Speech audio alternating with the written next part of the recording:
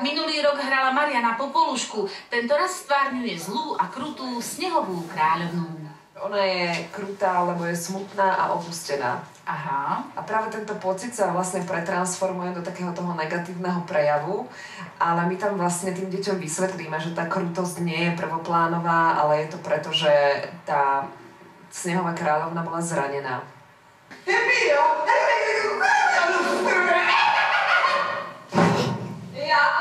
Keďže Robo Čontoš oslovil Marianu už po druhýkrát, zrejme bol s ich spoluprácou na Popoluške minulý rok spokojný. Tak sa vybrala snehová kráľovna.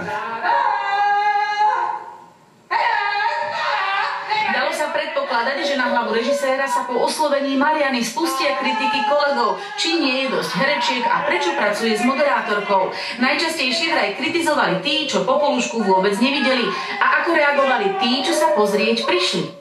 Ten detský divák je veľmi úprimný a na to dieťa sa ti nepretvaruje. Ono, keď sa mu to páči, tak to dá najavo, keď sa mu to nepáči, tak to takisto najavo dá a nebude to skrývať. A našťastie som nevidela ani u jedného toho detského diváka, že by bolo sklamané, ani príjemne, ani nepríjemne.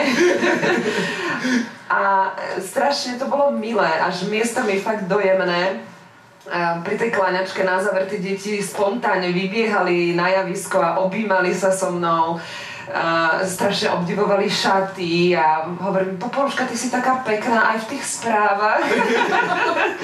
To je také milé, naozaj príjemné pocity. Vy ste naozaj zábavná. Za mladko, dievčatko.